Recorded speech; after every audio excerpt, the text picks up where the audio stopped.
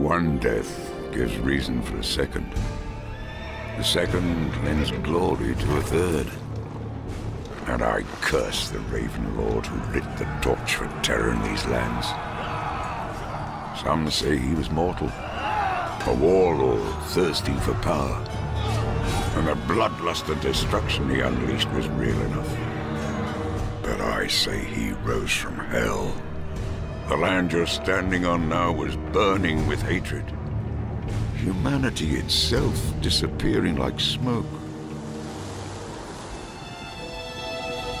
Our salvation, our hope, it came from the heavens. A soldier, furious and magnificent to behold, mighty enough to challenge even the Raven Lord. A heavenly warrior to lead mankind in one deadly battle, and shining through the horror, such a weapon.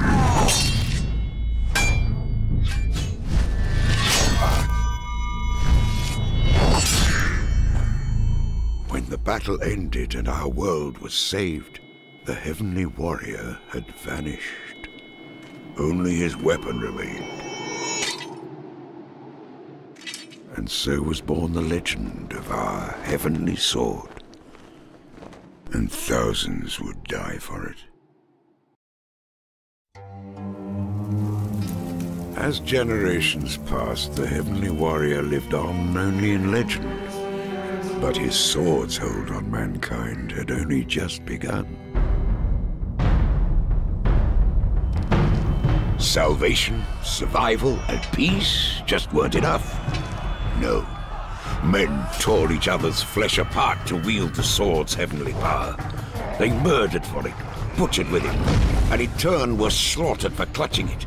And to see this cycle of destruction, I swear it stirred the wrath of the gods. The sword itself began to feed on the bloodlust of its masters. It hungered for the souls of men, and those who wielded it would soon be consumed by it. Death, agonizing and inevitable. This sword, once a blessing upon mankind, had become a curse.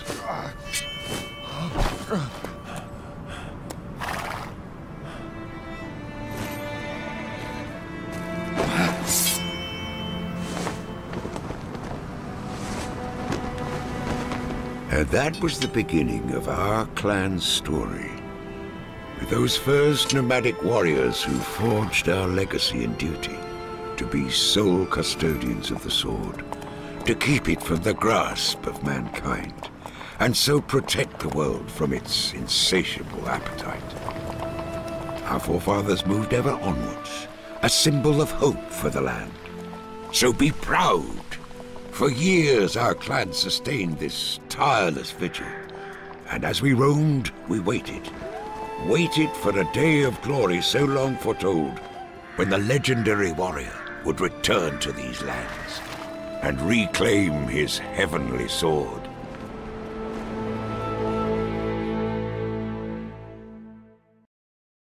They met in a place of serenity and learning. Two boys, two paths in life ahead. One was to become the cruelest of kings. The other, a champion of peace. And how many would perish when those two paths crossed again? Young men of destiny were taught to lead and to win. They faced each other and they fought. It wouldn't be the last time. He was going to emerge as the finest of kings, a valiant warrior. He was trained to fight with dignity. But honor and goodness, he didn't possess.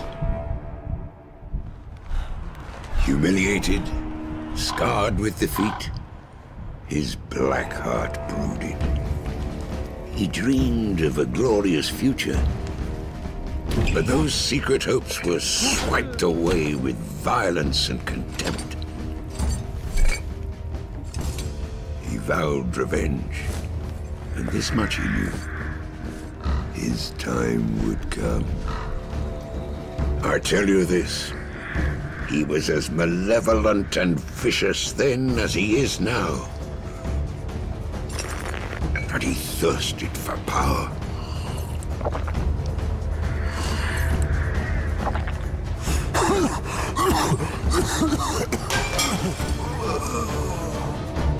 But becoming a king wasn't enough to appease his appetite and rage. He wanted to become a god. And for that, he needed the heavenly sword.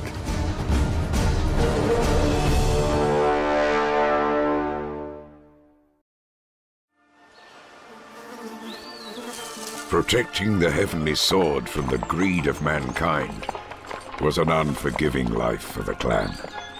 We faced endless hardship and persecution, and knew that every step we took could be our last.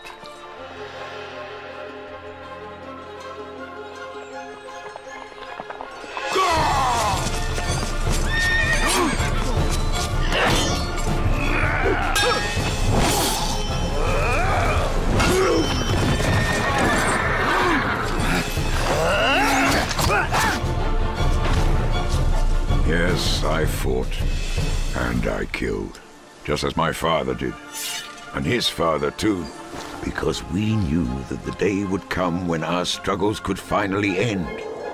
It was written that the Heavenly Warrior was destined to return.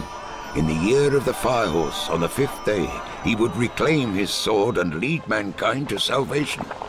Every generation they'd come, black-hearted warlords proclaiming themselves sent from heaven. And every generation our clan destroyed them. But few of us survived this age-long struggle, desperate to keep the sword safe until the day of the prophecy.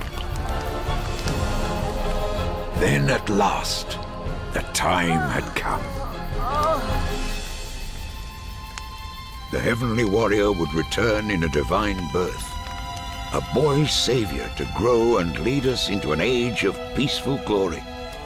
I was there that night. I felt such emotion. So many I loved had sacrificed themselves for this one moment. And then, what I saw that night will haunt me until I die. How should we react when the prophecy upon which we have built our whole lives shaped our destiny? When all this comes to nothing.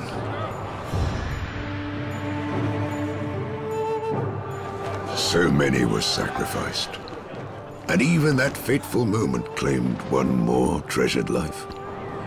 Our long-awaited savior, the returning Heavenly Warrior, was born a worthless girl.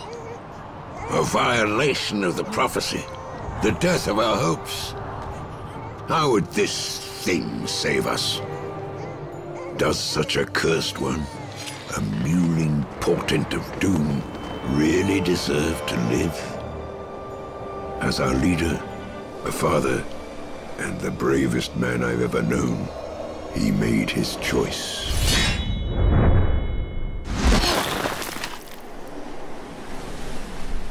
She was to live and grow alone.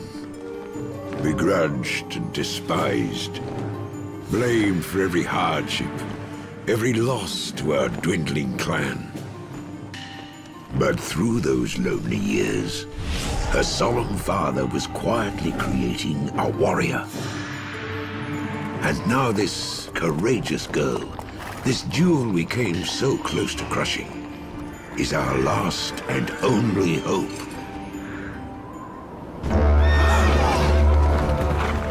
And so here we stand, surrounded, outnumbered by 1,000 to 1, as two childhood foes prepare to battle once more. So be brave. This is what it's all been leading to. Now is the moment when the warrior must rise.